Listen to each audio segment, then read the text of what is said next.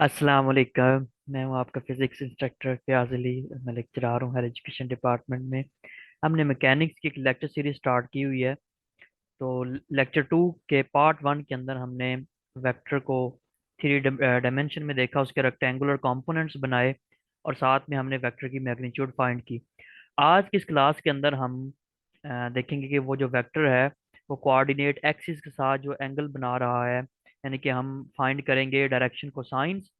हम सबसे पहले ये देखेंगे कि डायरेक्शन रेशियोज क्या होती हैं, और फिर हम इनको आगे इसका फार्मूला ड्राइव करेंगे, इनको फाइंड करेंगे, डायरेक्शन रेशियोज को देखेंगे। और इसके अलावा हम जो है ना वो इनकी जो डायरेक्शन को साइंस हैं या डायरेक्शन रेशियोज हैं, इनकी सिग्निफिकेंस क्या है, फिजिक्स के अंदर मैकेनिक्स के अंदर क्या सिग्निफिकेंस है उसको डिस्कस करेंगे। और साथ में हम एक एग्जांपल भी डिस्कस करेंगे, जिस एग्जांपल के जरिए हम ये फाइंड करना सीखेंगे कि अगर हमें कोई वेक्टर 3 डायमेंशन में दिया हुआ हो, थ्री स्पेस में कोई वेक्टर दिया हो, तो हम उस वेक्टर के कैसे डायरेक्शन को साइन कैसे फाइंड कर सकते हैं, मैग्नीट्यूड फाइंड करने के साथ साथ हम डायरेक्शन को साइन और डायरेक्शन रेशियोज कैसे फाइंड कर सकते हैं। तो चलें स्टार्ट करते हैं। सबसे पहले इसकी डेफिनेशन है, तो डेफिनेशन स्टार्ट करने से पहले हमने जो वेक्टर इन 2 डायमेंशन जिसमें पढ़ा उसको ज़रा रिकॉल करते हैं। हमने ये देखा कि जो अब हम वेक्टर इन 2 डायमेंशन पढ़ रहे थे कि सपोज अगर हमारे पास ये एक्स वाई प्लेन के अंदर एक वेक्टर ए लाई कर रहा है। हम कुछ इसको सपोज ये एक्स वाई प्लेन में हमारा कोई वेक्टर ए लाई कर रहा है। तो हमने इस वेक्टर ए, ये जो वेक्टर ए है, ये जो पॉजिटिव एक्स एक्सिस से एंगल थीटा बना रहा है, इसको हमने फाइंड करना सीखा। यानी कि हम ये देखना चाहते हैं कि इस वेक्टर ए की डायरेक्शन क्या है एक्स वाई प्लेन के अंदर। प्लेन के अंदर या एक्स वाई प्लेन में इस वेक्टर की क्या डायरेक्शन है, ये वेक्टर कहाँ पे लाई कर रहा है। तो उसके लिए हम एंगल थीटा फाइंड करते हैं, जो वेक्टर ए एक्स एक्सिस के साथ बना रहा है, पॉजिटिव एक्स एक्सिस के साथ। तो उसके लिए हमने ये वाला फॉर्मूला यूज किया था, theta is equal to ten inverse. अगर ये फर्स्ट क्वाड्रेंट में है तो हम सिंपल ऐसे फाइंड कर सकते हैं इस वेक्टर का y component divided by x component.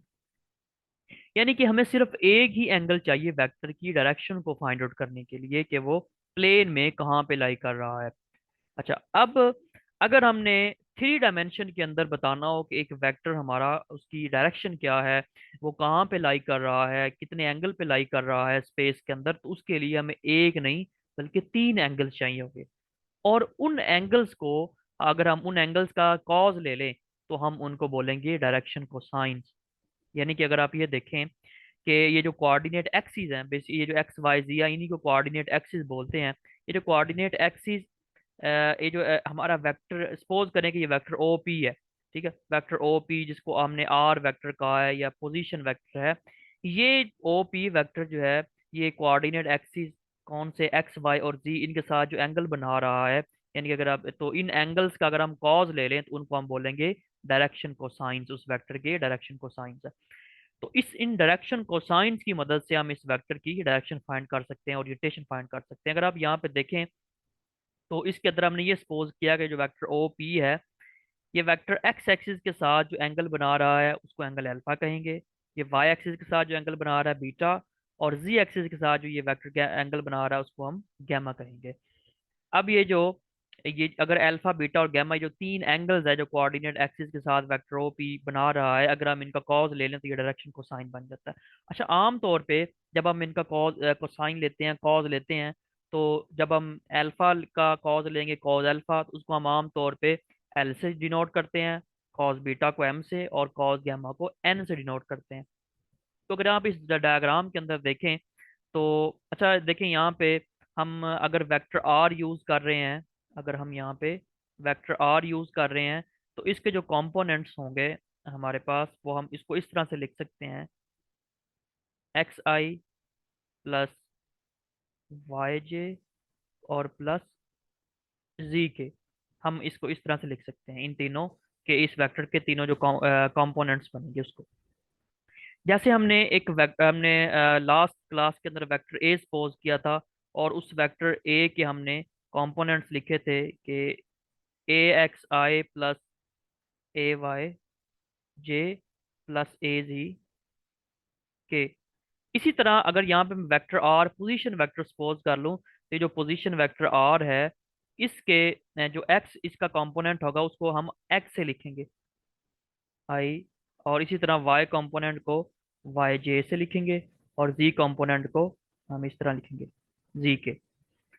अच्छा, अब अगर आप देखें तो हमने, अगर ये सपोज हमारे पास कोई टू डायमेंशन में वेक्टर है, तो टू डायमेंशन में अगर वेक्टर ए है, तो उसके लिए हम ये लिखते होते थे कि अगर वेक्टर ए का जो एक्स कंपोनेंट है उसको हम लिखते थे कि वो होता है ए कॉज ऑफ, अगर वेक्टर एंगल थीटा बना रहा है पॉजिटिव एक्स एक्सिस के साथ, तो हम लिखते थे ए कॉज ऑफ थीटा। इसी तरह अगर वेक्टर हमारे पास आर है, ठीक है, तो हम उसका जो एक्स कंपोनेंट है वो एक्स, वो लिखेंगे एक्स कॉज ऑफ थीटा। इसी लेकिन यहाँ पे अगर आप देखें तो चूंकि वेक्टर जो आर है वो एक्स एक्सिस का एंगल अल्फा बना रहा है, तो इसीलिए जो एक्स कंपोनेंट होगा इस आर वेक्टर का, उसको हम लिखेंगे, जैसे यहाँ पे इसको ए कॉस थीटा लिखा है तो उसको हम लिखेंगे चूंकि ये अल्फा एंगल बना रहा है, तो आर कॉज अल्फा लिखेंगे। और यहाँ पे हम कॉज ही तीनों यूज करेंगे क्योंकि हम डायरेक्शन को साइन फाइंड करना चाह रहे हैं।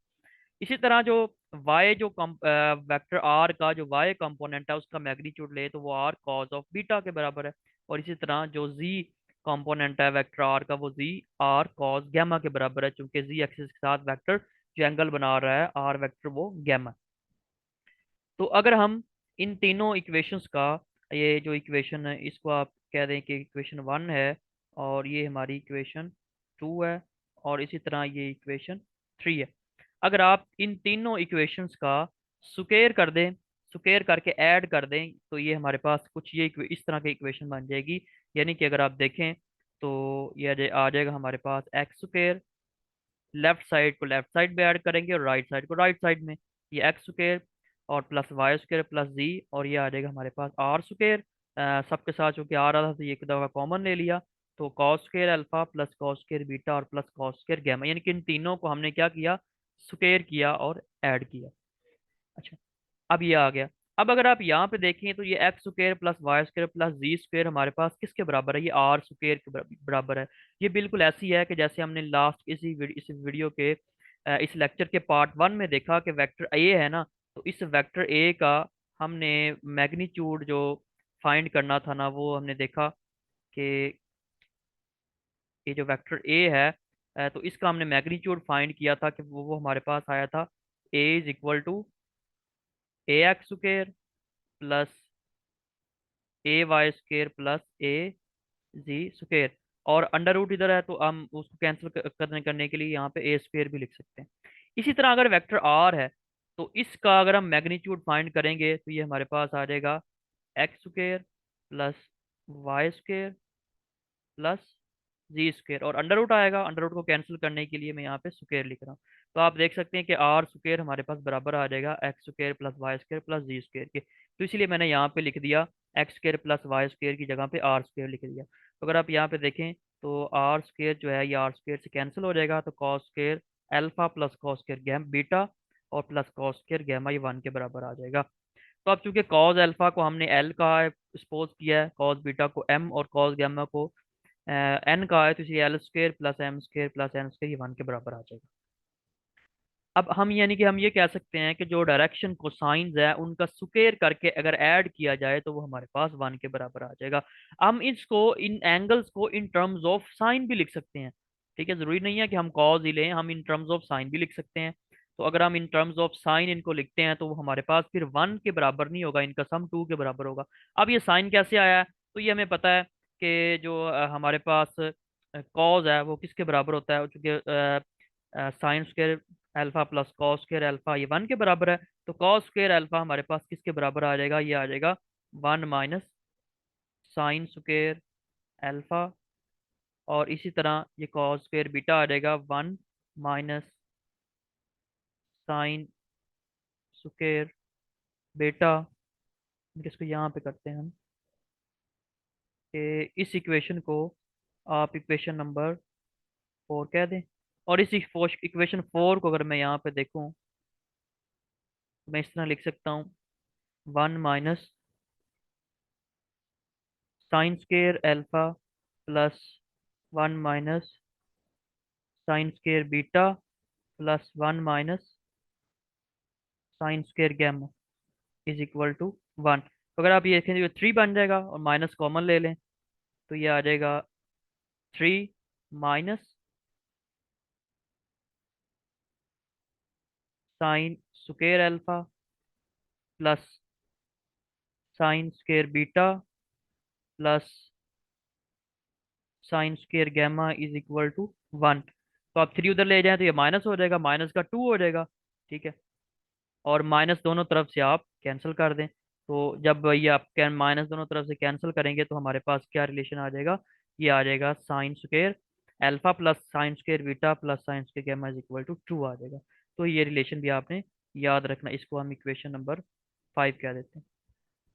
अब ये जो डायरेक्शन कोसाइंस हैं, अगर हम जो वेक्टर आर है उसको in terms of direction cosine भी लिख सकते हैं, क्योंकि ये हम बता चुके हैं डायरेक्ट आर वेक्टर को डिफाइन करते हैं के लिए कि इसके अगर हम इन टर्म्स ऑफ कंपोनेंट्स लिखें तो ये एक्स आई ये बन जाएगा वाई जे प्लस जी के। तो हमें पता है कि एक्स जो है ना वो बराबर है आर कॉज ऑफ एल्फा के बराबर है। ये आप इक्वेशन 1 से देख सकते हैं कि एक्स आर कॉज एल्फा के बराबर है। और वाई और जी, तो ये 1 2 और 3 इक्वेशन से वैल्यूज यहाँ पे पुट कर दें एक्स वाई और जी की जगह पे, तो ये इक्वेशन आ जाएगी हमारे पास। इसको इक्वेशन नंबर 6 कह देते हैं। अब ये जो इक्वेशन आई है, ये हमने लिखा आर वेक्टर को इन टर्म्स ऑफ डायरेक्शन को साइंस लिखा है। ठीक है, तो ये इस तरह से भी लिख सकते हैं। अब हम ये पोजीशन वेक्टर को लिखा, अब हमने यूनिट वेक्टर को भी लिख सकते हैं। तो हमें पता है जब हम वेक्टर को डिफाइन करते हैं तो क्या लिखते हैं, वेक्टर और साथ में उसका यूनिट वेक्टर, मैग्नीट्यूड वेक्टर का और साथ में यूनिट वेक्टर, ये आ जाएगा। अब यहाँ से आर जो है ना वो इसी इक्वेशन से, ये देखिए आर कॉमन आ रहा है तो आर कॉमन लेके दोनों तरफ से हम इसको कैंसिल आउट कर सकते हैं। कैंसिल करेंगे तो आर यूनिट वेक्टर रह जाएगा। तो ये यूनिट वेक्टर आ गया in terms of direction cosines. अब इसके अंदर जो कॉज एल्फा है, ठीक है, ये हमारे पास एक्स ओवर आर के बराबर है। अब ये हमें कैसे पता चला कि cos alpha x over r के बराबर है, तो ये ज़रा इक्वेशन नंबर अगर आप 1 देखें, तो इक्वेशन 1 में अगर आप देखें तो जो हमारा कॉज एल्फा है, ये इस इक्वेशन से जो हमारा कॉज एल्फा है ये किसके बराबर है, आर को नीचे लाके डिवाइड कर दें तो एक्स ओवर आर आ जाएगा कॉज एल्फा। तो इसी तरह यहाँ पे इसी में यहाँ पे हमारे पास क्या आ जाएगा, कॉज एल्फा किसके बराबर है, एक्स ओवर आर। और चूंकि कॉज एल्फा को हमने एल कहा है तो उसको हम एल भी लिख सकते हैं, ये एक्स ओवर आर। अब एक्स वैसी और आर हम अभी ऊपर बात कर चुके हैं कि X square plus Y square plus Z square under root के बराबर है। तो ये आ जाएगा। अब यहाँ से अगर हमने यहाँ से आप एल्फा भी निकाल सकते हैं। ठीक है, तो अगर यहाँ से मैं एल्फा निकालना चाहूँ तो ये मेरे पास आ जाएगा जी, alpha is equal to cos inverse और साथ में आ जाएगा X over X square plus Y square plus Z square, इस तरह से आ जाएगा। और साथ में आ जाएगा अंडर रूट इनका। ठीक है, तो ये एल और इसी तरह कॉज एल्फा और cos beta y over r के बराबर है और आर ये हमारे बराबर, तो इस तरह कॉज गैमा हम भी निकाल सकते हैं। तो ये हमने डायरेक्शन को साइंस, पहले हमने डायरेक्शन को साइंस का सम स्क्वायर करके उनको सम किया तो वो 1 के बराबर है। अब ये अलग अलग डायरेक्शन को, यानी कि अब हम उन तीनों का सम नहीं देख रहे, बल्कि हम अलग से देख रहे हैं कि वेक्टर ए जो है वो जो वेक्टर आर है सॉरी, वो एक्स एक्सिस के साथ जो एंगल अल्फा बना रहा है, वो अगर हमें पता है तो हम या हम वो फाइंड करना चाह रहे हैं एंगल अल्फा क्या है, ठीक है, अकेला, और एंगल बीटा क्या है, और यानी कि कॉज जो वेक्टर आर है वो जी एक्सिस के साथ क्या एंगल बना रहा है या एक्स वाई के साथ क्या एंगल बना रहा है, तो इसको उसको हम इस तरह से फाइंड आउट कर सकते हैं। अब यहाँ पे एक एग्जांपल हम लेते हैं, उस एग्जांपल से ये दोनों चीज़ें, ये सारी चीज़ें क्लियर हो जाएंगी। अच्छा, यहाँ पे एक बात याद रखें कि ये जो हमने वेक्टर आर ये जो हम लिया है ना यहाँ पे, ये वेक्टर आर जो है एक्स वाई आई वाई जे प्लस जी के है, इसके अंदर जो एक्स वाई और जी है ना इनको डायरेक्शन रेशियोज भी कहते हैं। ठीक है, ये जो एक्स वाई और ये जो जी है इनको हम डायरेक्शन रेशियोज भी कहते हैं। इस वेक्टर आर में जो एक्स है, वाई और ये जो जी है, इनको हम डायरेक्शन रेशियोज भी कहते हैं। ठीक है, अब हम एक एग्जांपल से फाइंड करते हैं डायरेक्शन रेशियोज भी और डायरेक्शन कोसाइंस भी। तो फर्ज करें कि हमारे पास एक वेक्टर है जी, ए वेक्टर है, और सपोज कि ये बराबर है 2i + 3j - k। इसका मतलब है कि इस वेक्टर का जो एक्स कंपोनेंट है वो 2 है, एक्स कंपोनेंट की मैग्नीट्यूड 2 है, वाई कंपोनेंट की मैग्नीट्यूड 3 है और जी कंपोनेंट की मैग्नीट्यूड -1 है। अब इसके अंदर अगर मैं आपसे कहूँ कि ये बताना है आपने कि डायरेक्शन कोसाइंस और डायरेक्शन रेशियोज क्या हैं, तो वो हम यहाँ से फाइंड आउट कर सकते हैं। कि जैसे यहाँ पे अगर मैं देखूँ तो डायरेक्शन रेशियोज, तो इसके अंदर डायरेक्शन रेशियोज क्या आ जाएंगी? टू, यानी कि एक्स कंपोनेंट का जो मैग्नीट्यूड है, टू आ जाएगा डायरेक्शन रेशियोज में। थ्री आ जाएगा, और -1, ये इसकी डायरेक्शन रेशियोज आ गई। तो अब हम फाइंड करते हैं डायरेक्शन कोसाइंस।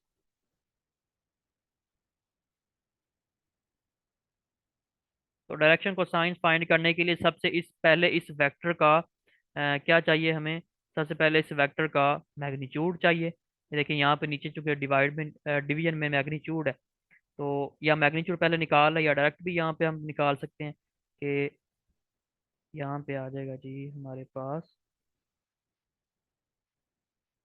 देख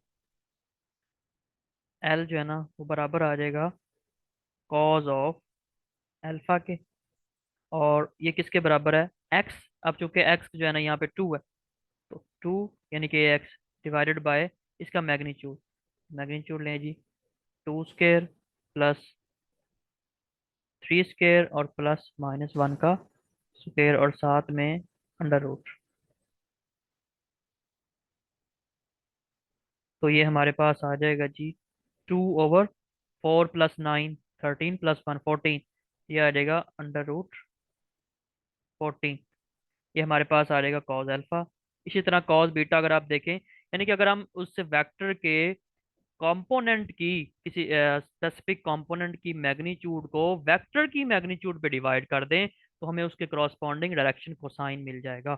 तो यहाँ पे अगर हम m देखें तो वो हमारे पास आ जाएगा कॉज ऑफ बीटा, और वो आ जाएगा 3/√14। और इसी तरह n जो है, जिसको हम कॉज ऑफ गैमा कह रहे हैं, वो किसके बराबर आ जाएगा? वो आ जाएगा -1/√14।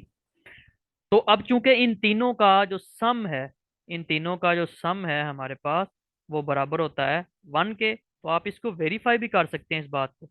अगर आप इन तीनों का सम फाइंड करें, वो हमारे पास 1 के बराबर आना चाहिए। ठीक है, आप इनका सम ले सकते हैं। एल स्क्र सम का square plus n square square करें और इनको ऐड कर दें, तो ये 2/14, तो ये आ जाएगा 4/14, प्लस ये आ जाएगा 9/14,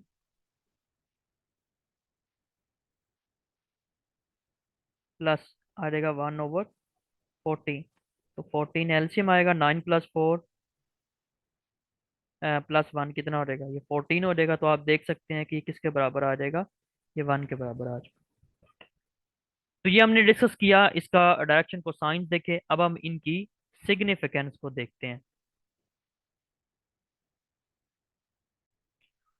यानी कि अब यहाँ पे पहले डायरेक्शन को साइंस की सिग्निफिकेंस देखें, तो सबसे पहले तो ये है कि standardisation of direction.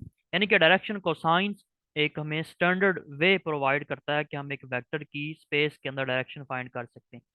Direction cosines को यूज करके हम वेक्टर की मैग्नीट्यूड के इंडिपेंडेंटली, यानी कि इस बात पे भी डिपेंड नहीं करता कि वेक्टर का मैग्नीट्यूड क्या है, वेक्टर के यानी कि हम वेक्टर के मैग्नीट्यूड से भी इंडिपेंडेंट हो जाते हैं इनको यूज करते हुए डायरेक्शन कोसाइंस को। जब हम वेक्टर की डायरेक्शन फाइंड कर सकते हैं इससे, इस बात से जो है ना इंडिपेंडेंट होके कि वेक्टर का मैग्नीट्यूड क्या है। प्योर यानी कि डायरेक्शनल मेजरमेंट है। अब इसके बाद दूसरी जो इसके सिग्निफिकेंस है, एक तो ये है कि डायरेक्शन स्टैंडर्डाइजेशन ऑफ डायरेक्शन है, और दूसरा ये है कि हम इससे जो वेक्टर्स के दरमियान एंगल है वो भी फाइंड आउट कर सकते हैं।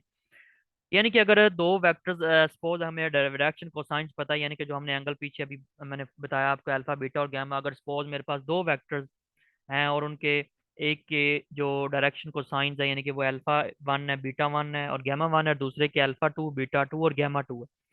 तो अब इनको यूज करके हम उन दो वेक्टर्स के दरमियान जो बनने वाला एंगल है, दो वेक्टर्स के दरमियान जो बनने वाला एंगल है वो भी फाइंड कर सकते हैं। और वो हम इस फार्मूले से फाइंड करेंगे। सिंपल, आप इन दोनों का आपस में प्रोडक्ट ले लेंगे, अल्फा 1 का अल्फा 2 से, बीटा 1 का बीटा 2 और गैमा 1 का गैमा 2 से प्रोडक्ट ले लें, तो हम इससे कॉस थीटा फाइंड कर सकते हैं, यानी कि हम उन दो वेक्टर्स के दरमियान एंगल फाइंड कर सकते हैं। ये वाला जो रिलेशन, हम इसकी डेरिवेशन में नहीं जाएंगे, हम इसको ये डॉट प्रोडक्ट को यूज करके ड्राइव भी कर सकते हैं। उसके बाद हमारे पास वेक्टर नॉर्मलाइजेशन है, कि डायरेक्शन कोसाइंस को यूज करके हम वेक्टर को नॉर्मलाइज भी कर सकते हैं। ठीक है, नॉर्मलाइजेशन ऑफ वेक्टर्स में क्या होता है कि हमारे पास एक जो वेक्टर का एक कंपोनेंट है, वो उस वेक्टर की पूरी मैग्नीट्यूड पे डिवाइड होता है। इस बार ये इंश्योर करने के लिए कि जो वेक्टर की मैग्नीट्यूड है वो वन है, यानी कि यूनिट है, लेंथ है वेक्टर की, जो लेंथ है वो यूनिट है, या इसकी मैग्नीट्यूड वन है। और इसकी ये बहुत सारी एप्लीकेशंस हैं, ये क्वांटम मैकेनिक्स में भी यूज होता है, और फिजिक्स में बेशुमार इसकी एप्लीकेशंस है। उसके बाद है रिप्रेजेंटेशन ऑफ लाइंस। अगर हम इनको डायरेक्शन को साइंस को यूज करके स्पेस के अंदर लाइंस की जो ओरिएंटेशन है, जो उसकी रिप्रेजेंटेशन है लाइंस की, वो भी डिटरमाइन कर सकते हैं इससे। कोऑर्डिनेट एक्सिस के साथ जो एक लाइन है, वो कोऑर्डिनेट एक्सिस के साथ जो है ना वो क्या एंगल बना रही है, ये हम इससे इजीली फाइंड आउट कर सकते हैं। और इसके बाद है डायरेक्शन रेशोज का।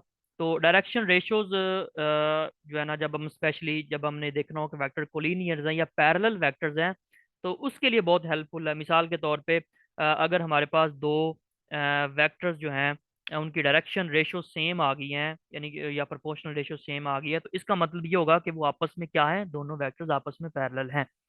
और ये वाली जो प्रॉपर्टी है, ये स्पेशली तब यूज हम करते हैं जब हमने एक ही पाथ के अलोंग या एक पैरेलल पाथ के अलोंग ऑब्जेक्ट्स के मोशन को डिस्क्राइब करना हो, तो वहां पे हम ये चीज यूज करते हैं।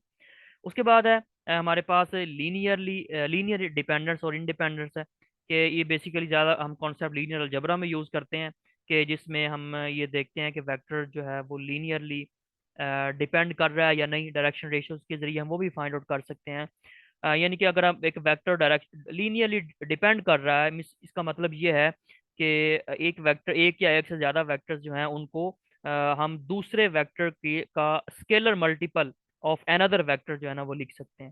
यानी कि एक या एक से ज्यादा वेक्टर्स को दूसरे वेक्टर का जो स्केलर मल्टीपल है वो लिख सकते हैं हम। हम इस बात को कुछ इस तरह समझ सकते हैं कि फॉर एग्जांपल हमारे पास जो है डायरेक्शन रेशियोज हैं, फर्ज करो एक वेक्टर की हैं, टू है, -1 है, ठीक है, टू -1 है, और टू है, सपोज -1 है, और 3 है। या आप इस तरह से सपोज कर लें कि डायरेक्शन रेशियोज हैं, जी फर्ज करो 4 है, -2 है, और 6 है। तो अब आप देख सकते हैं कि जो वेक्टर्स हैं ये लीनियरली डिपेंडेंट है। ये कैसे हमें पता चला कि अगर रेशियोज को देख के कि वेक्टर्स लीनियरली डिपेंडेंट है, क्योंकि अगर आप देखें तो ये जो सेकंड वेक्टर है वो देखें तो सिंपली फर्स्ट वेक्टर का जो है ना वो ट्वाइस है। ठीक है, और ये जो सेकंड वेक्टर है ये थर्ड वेक्टर, यानी कि जो ये जो थर्ड वाला वेक्टर है ये फर्स्ट का 3 टाइम्स है। ठीक है, तो या हम इसको सॉरी, ये जो सेकंड वेक्टर है हमारा, ये सिंपली फर्स्ट वेक्टर का जनरल ट्वाइस। और यहाँ पे अभी आप देख सकते हैं सेम ये सिचुएशन यहाँ पे है। तो इससे आप देख सकते हैं कि चूंकि ये लीनियर जो इनकी ये वेक्टर रेशियोज हैं ये लीनियरली डिपेंडेंट है, तो हम ये कह सकते हैं कि जो वेक्टर्स हैं वो भी आपस में वो भी लीनियरली डिपेंडेंट है। तो ये हमारी डायरेक्शन रेशियोज और डायरेक्शन कोसाइंस आज की क्लास में हमने देखा। तो मिलते हैं अगली क्लास के अंदर। बहुत सा ख्याल रखिएगा। अल्लाह हाफिज़।